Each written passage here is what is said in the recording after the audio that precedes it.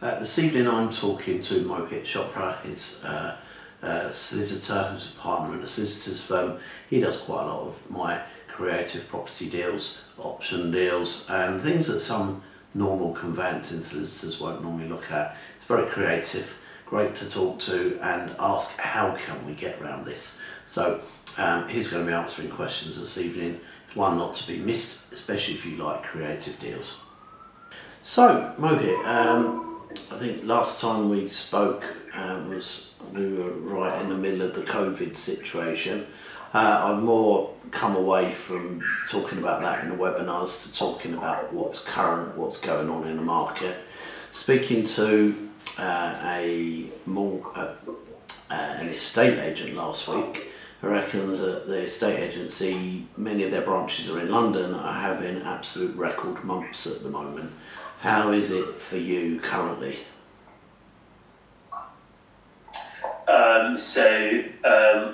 Having spoken to some of our contacts, estate agents and people we know in the industry, they have said that they're just very busy. Estate agents are seeing a lot of demand for properties, so both residential, but then also my commercial guys that are investors and developers. They're actively looking, and agents are finding it. I don't know whether it's probably the lack of stock, so you've got a lot of people chasing the stock, or the lack of it. But certainly that industry has picked up considerably. In terms of legal instructions, I'm certainly busier than I was since we spoke last, and people have put a couple of new deals on the table for me to look at and to start legal work on. So I think you're right. I think things have picked up, and I think people just want to get back to work and get on with things, really. You're helping me buy 13 flats in one development and a freehold block of 110 flats. Yeah, correct. Yeah, we're currently working on that deal and getting that in motion for you.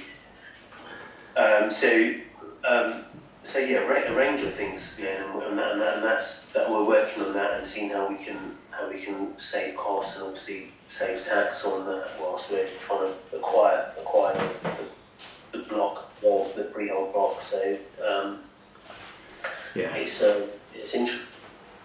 And making sure nothing's going to jump out and bite us because there's a cladding issue and a government grant for the cladding and all that type of stuff. So all kind of interesting stuff. And you're certainly, when it comes to my clients that are doing delayed completions and that sort of thing, are one of the solicitors that will sit down and listen and go, actually, yes, we can make this happen like this, rather than just turn around like old school, no, that's not possible.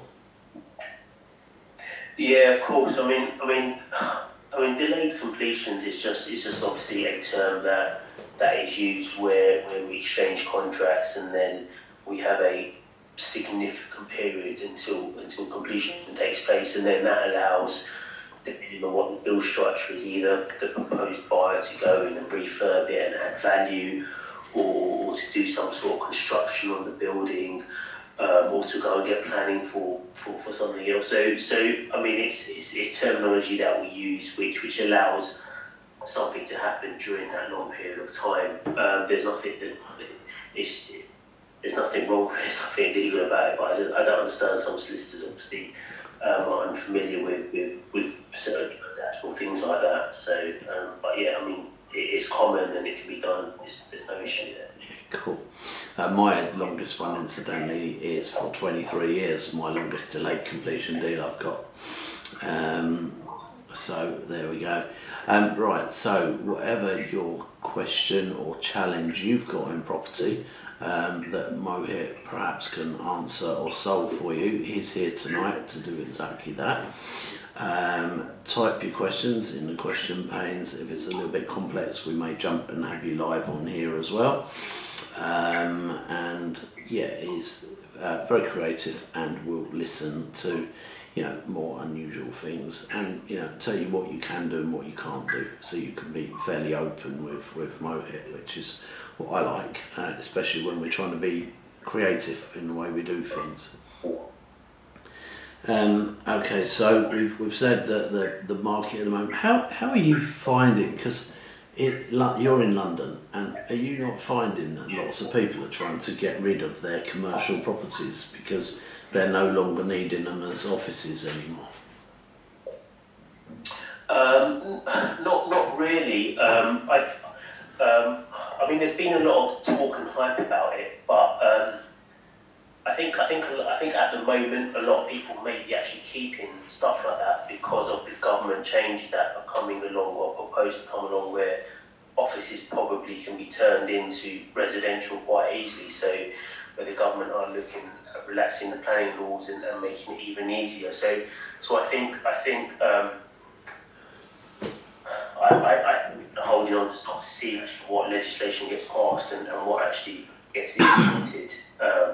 Actually legislation, because I think we all know that office space is going to become redundant. There's going to be a lot of stock on the market, and so I think this is going to help certainly, and people stop just holding on to it to see what they can do with it potentially. Because if they could just straight away just convert it into resi, then well, why not keep it?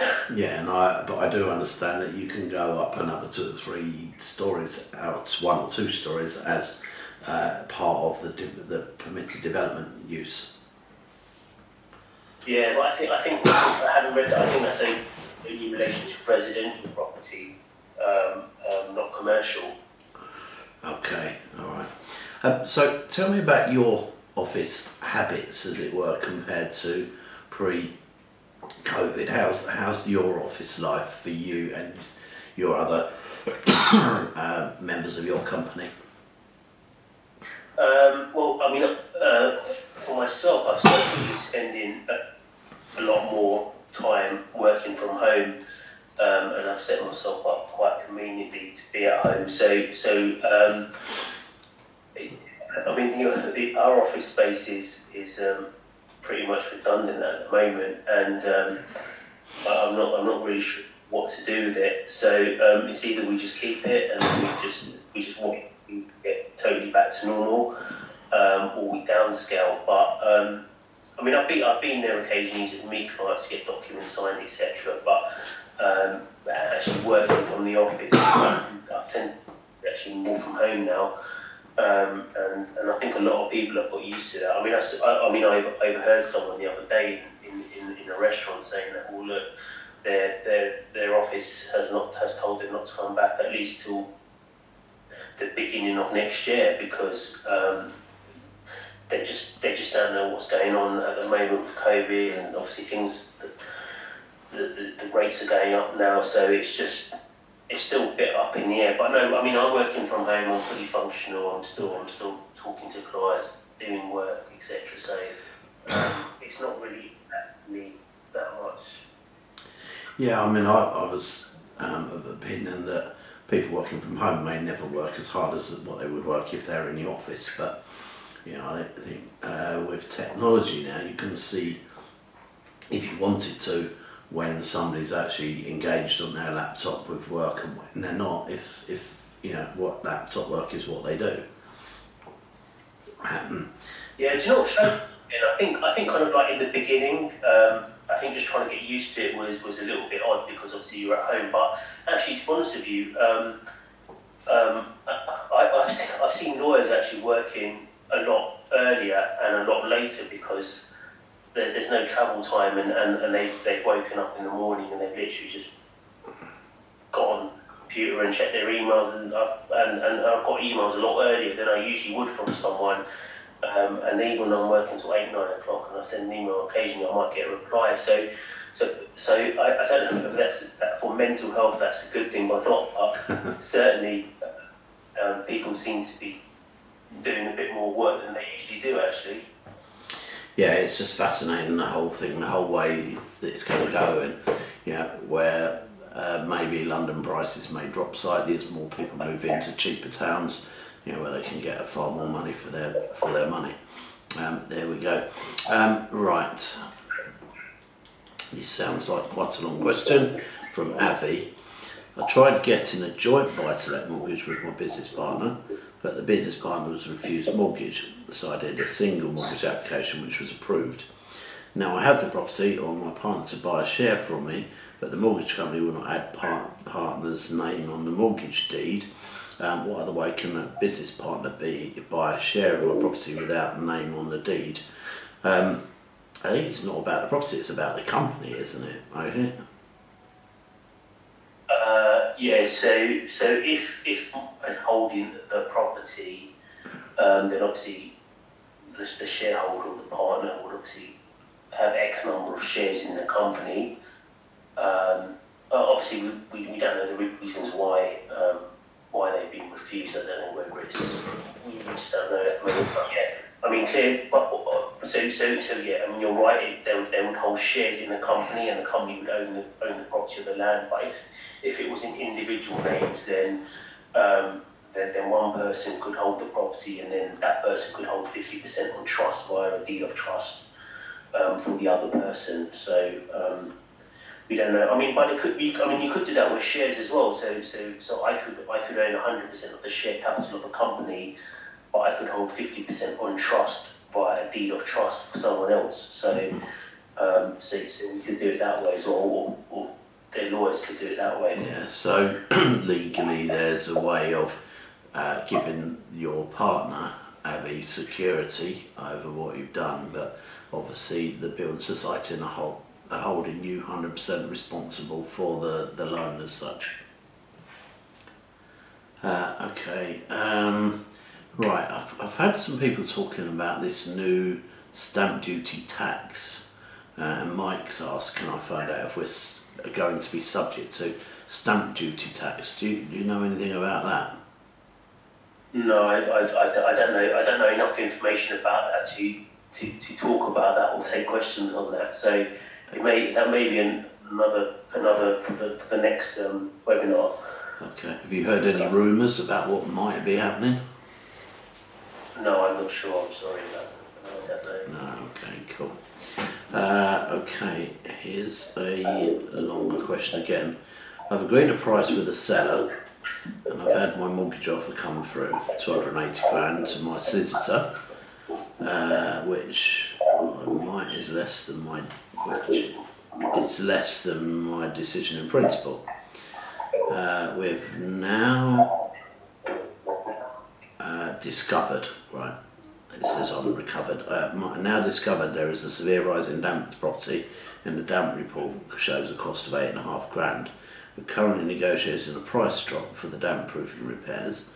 If we agreed, how would I need to proceed with the new lower purchase price without the mortgage offer amount being reproduced, ensuring less of a deposit amount to me to put up? So what I would do, and we'll ask Mohit afterwards as a way round it, is to potentially get one of your companies to invoice the seller for the damp work.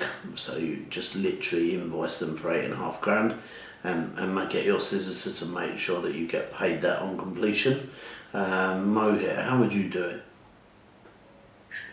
Well, I mean, so if there is any change in the purchase price, which I can see obviously the buyer's trying to avoid it, but if there is any change in the purchase price, and obviously we're under duty professionally to obviously inform the lender, and the lender produces a new mortgage offer. But certainly if the buyer is going to carry out this expenditure on behalf of the seller, let's just say the seller doesn't have the money and says, all right, fine, listen, you pay for it and I'll give that money back to you post completion, then certainly, yeah, I mean, if he would simply invoice him and say, well, look, I've incurred this, I want the money back, and you could do it that way. So what you've suggested is a way around it.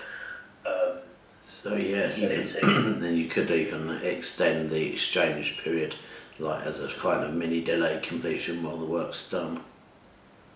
Yeah, or we could put it in as an allowance. So basically, like for example, we get the seller may buy an indemnity policy because there's lack of building regs or lack of offence certificate, and it may cost £150. So just on the completion statement, you show it as an allowance, but that doesn't amend the purchase price. The purchase price is still the same, but it's shown as an allowance. Okay, cool. So hopefully that answers your question, Mike. Christian says, I have a portfolio of 7 properties with tenants in some of them. I want to hands off from all of them, either permanently or temporary. What's the way forward for me? I've relocated to Broad and will be at least there for 5 years. And there's a telephone number you can put here.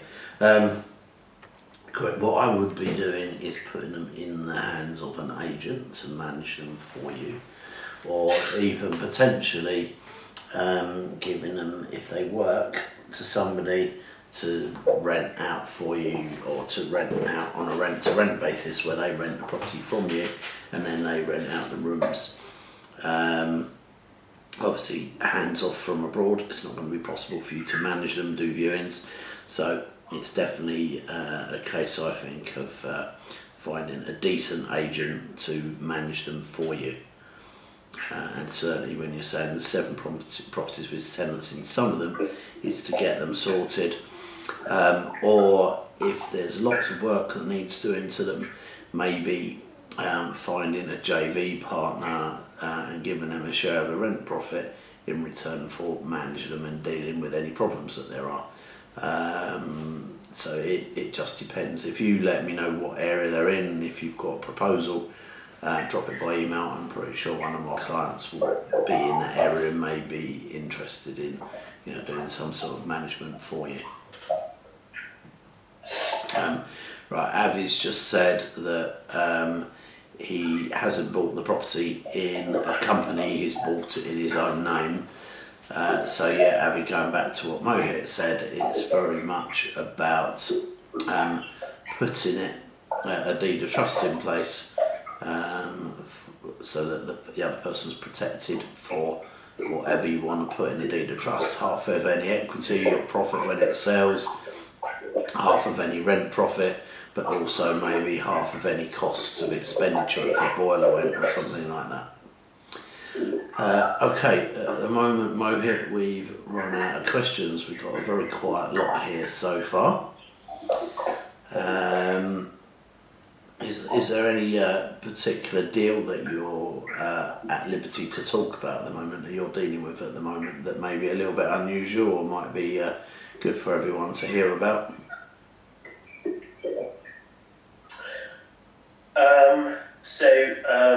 I mean, we could go into either an option agreement type setup where strangely enough I've had quite a number of inquiries on that recently, and I've got a number of those on dealing with those at the moment. So I mean, if I could talk about that if you want, and just kind of the kind of normal standard questions that people ask me, and they're kind of drafting heads of maps.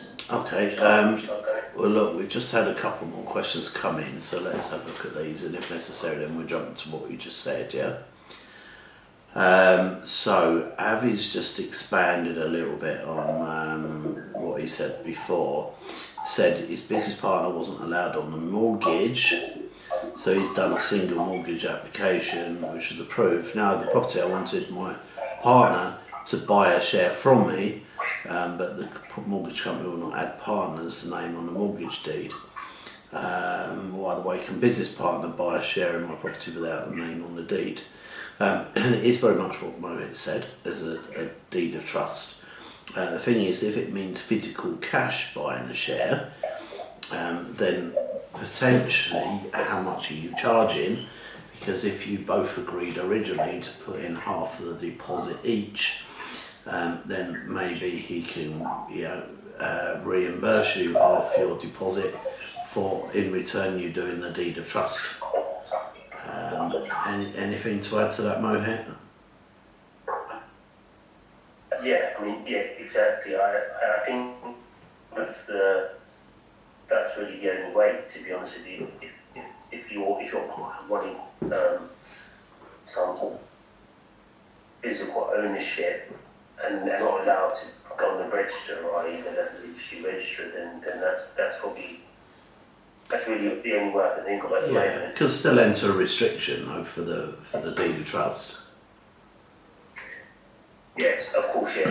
So if you wanted to protect his land registry, so Apple doesn't go and sell the property on her own or refinance on her own, then yeah, I mean the restriction would stop her from doing that, but then also the restriction indicate something in the background which prohibits her from dealing with the property on her own. Okay, cool.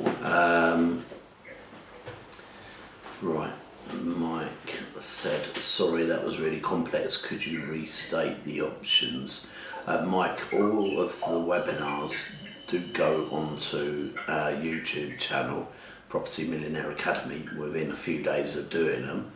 I think this is going to be the case with this one as well. Yeah, I'm getting a nods up. So let's just have a look at the question about agreed a price with the seller. I've just had my mortgage offer come through. Okay, yeah, the damp proofing. So personally, in between exchange and completion, I would have the work done and pay for it yourself if the owner can't do that, and make sure that the solicitors sort out an undertaking for your bill to be paid for when you complete. So literally on the day of completion, you get reimbursed for the damp work, which in effect reduces the price of the property by the amount of the damp work. But it doesn't, it just means what they're doing is paying for them to have it done for you so that the price actually stays the same, if that makes sense.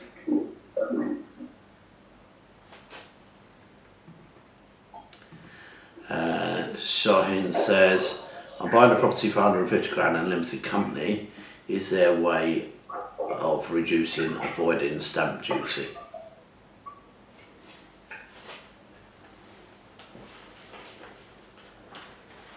So, Mohit, and I think she's talking about from a commercial aspect. I think there's a little twist on buying stuff commercially that, but I'll let you expand on that. Well, I always say to clients initially, well, look, it's always best place to speak to a tax advisor or someone specialising in SDLT to establish whether there's any mitigation on SDLT. And then what we do, we just follow on from that report.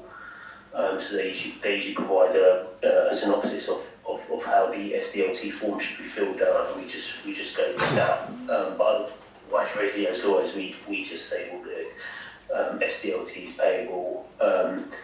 There may be some places where SDLT can be saved if they're in disadvantaged areas, and there are some other options you can tick on the SDLT form, but it's really, we really just sit down with the client and just say, well, look, does the property or do you fall into any of these factors? So it's a case-by-case scenario rather than a generic blanket one. Yeah, I mean, at the end of the day, saying the 3% is you don't have to pay it at the moment. So we're probably down to a couple of grand of stamp anyway at most. So I'd really just get on and just get it done and pay the stamp. Although potentially I have been approached by someone, Mohit, who reckons that there's a right way of buying them in the right process as a commercial property that may eliminate the I think, Shane, you're maybe getting muddled up with them eliminating the Section 24 requirements as opposed to reducing the stamp duty.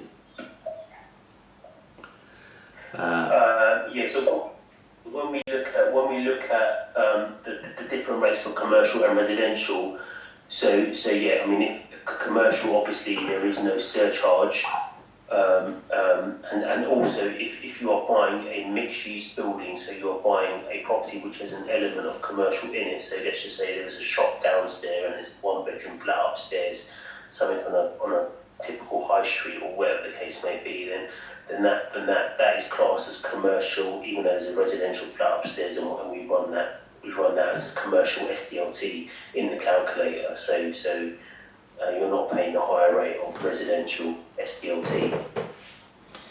And do you think that could be done if you're buying in a limited company and it's being used as a HMO? It depends. It depends on the designation. So what I would probably look at are certain things like what is being paid. Is it business rates being paid, or is it council tax being paid? Yeah. Obviously, if you're paying business rates, or actually it's a business commercial property, then I'd look at you look at the local authority search and see what the designation is. So there are probably a couple of things that I'd need to check, but and just to support it, just in case HMRC flag it up, then at least you can say, well, look, you've checked this business rates payable, it's designated as a commercial property. So I mean, it could well be like an old nursing home which someone sends into HMO, like. Yeah, no, this is actually a residential property that, if I remember, if it's the one that she showed me. Although I thought the one she was buying was a little bit cheap, so maybe. So Shaheen, if you've got any more information, please drop it in and we'll take it down. I'm getting a couple of messages that I'm breaking up, but Mohit's all right. So Mohit, the questions, I'm sure there's going to be plenty more questions, but feel free to expand on what you said you were going to chat about, something of interest that the listeners may find interesting. Okay, fine. Right, so I appreciate probably a lot understand what an option agreement is, but let's just go back to basics. So an option agreement is basically what it says. It's an option that you enter into with the landowner, and the option is you either buy the land or you don't buy the land. There's no obligation on you to actually buy the property or buy the land or buy the building. So a typical scenario would be you find a plot of land that you think's got some sort of development potential. So a plot of land, a bungalow, a derelict pub, but you don't want to go in straight away and put your 10% deposit down, because you want to run some inquiries with the local council. You want to see actually what you could get there, because you want to make sure that behind it, developing it, there's actually money in there, so it's a feasible commercial proposition.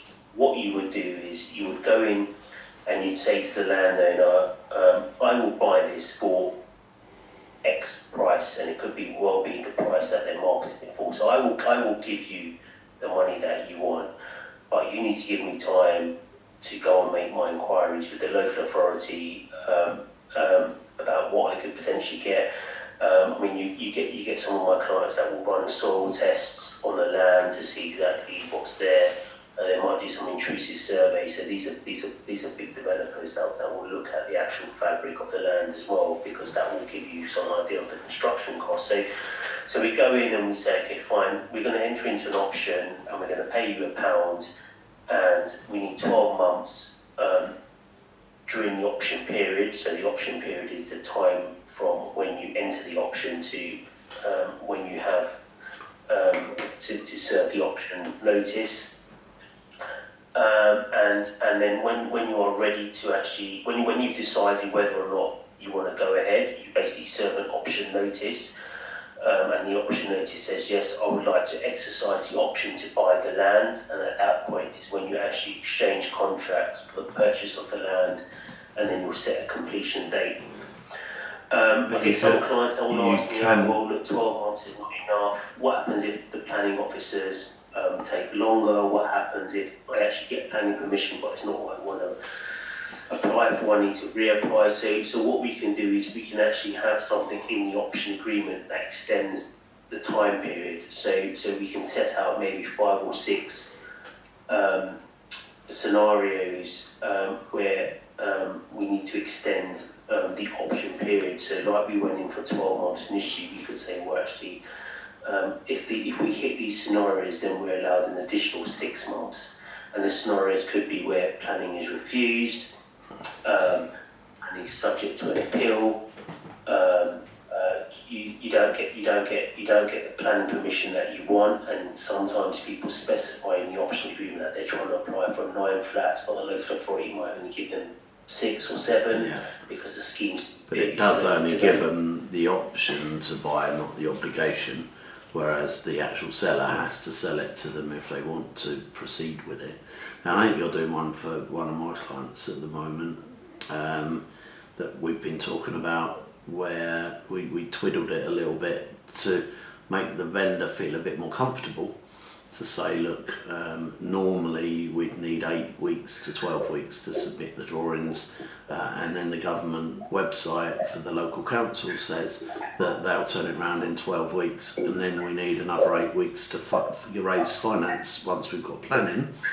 However, if the council take longer, then our contract provisions for that extra time.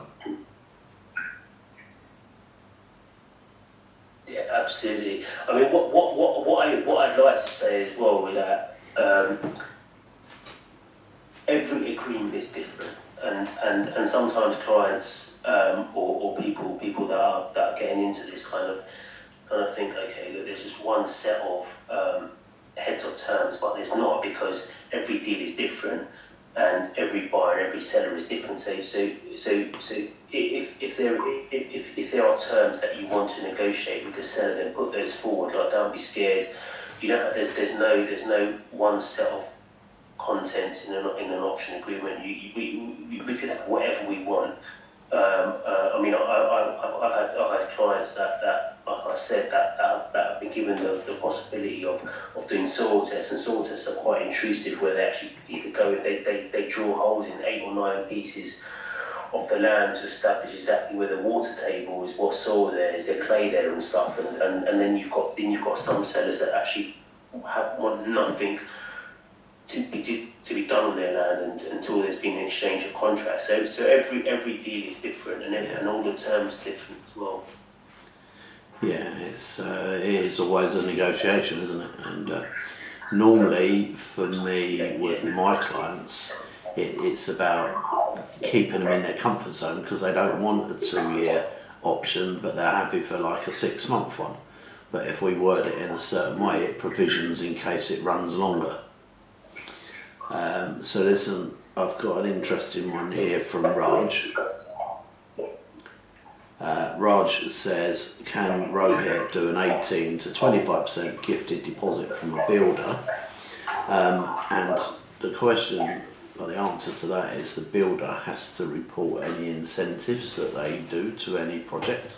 Is that the same now? I know it was like that a couple of years ago when we were doing stuff, that the builder incentive deals. Yeah, of course, yeah, absolutely. Yeah, any incentive needs to be disclosed. I forgot what the form's called, but there's a special disclosure form. Yeah. So that they do need to report. I mean, this is even on new builds. So where you've got new build where Berkeley or Barrett site, or even just paying someone's legal fees, or stamp duty, or yeah.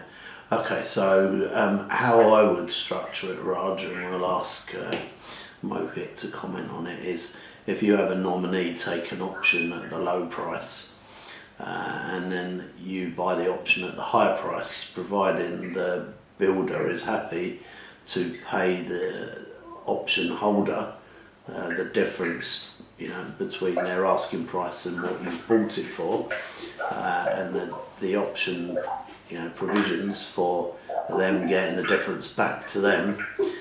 Would that one work through getting it through the lenders, Raj, Mohit? Yeah. So I mean, I've had this as well, where we have someone in the middle with option, and then they'll obviously assign it for a higher price. So they'll have secured it at a good price, and then flip it on, and then the end party will obviously be buying it for a higher value, and get finance on that, and then whatever the overage will obviously get paid to the middle person.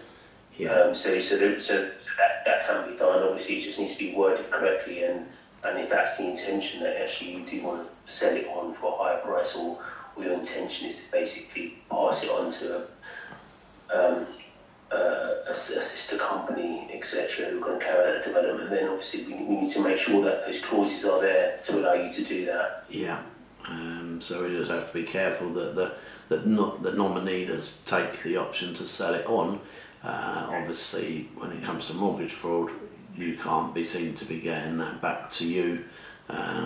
So that's a whole different exercise. But from a legal structure, it happens all the time where somebody takes an option at a lower value and sells it on to someone at a higher value. Of course, absolutely. There's not the options. It's even just normal standard properties. You see in the auction where they've secured properties for a good price, and they've just immediately completed and put them straight in the auction to sell on. So it happens all the time. Okay, cool. Well, look, once again, we've run out of questions. We've still got quite a lot of people on here this evening, but not quite as many as normal. I think with the weather, I think people are out enjoying the sunshine rather than listening to how to get around property challenges. So I will say, if we don't have any more questions come in the next few seconds, that I'm just waiting for my people who are buying the flats off me mortgage offers come through, so we can move that one through. And I'm waiting for planning permission on a couple of others to come through so we can move forward. But we've just had an offer accepted on a plot of land, Mohit, the same structure as what we did before, with the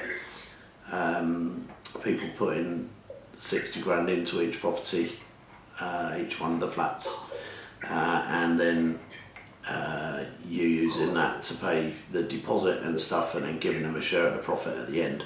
So we're just about to go into one of them. So thanks very much for joining us this evening. No, you're welcome, anytime. Really appreciate it. Really appreciate the work you've been doing for us and for my clients. Anybody wants to be put in touch with Mohit, please feel free. Drop me an email to info@glenarmstrong.com. Christian, he's mentioned about doing some sort of rent-to-rent deal on his 7 property portfolio.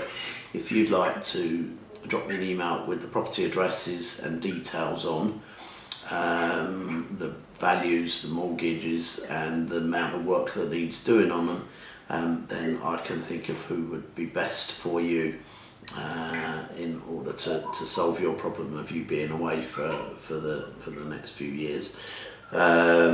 And I know you've put your email address on here, but if you could email me to glenn@glenarmstrong.com, because I don't look on this after this is finished, and I'm more than happy to forward your email on with the details to somebody else. So hopefully, Christian, you heard what we said. So, all right, thanks very much everyone for joining us this evening. We've got a great lineup for the rest of the week.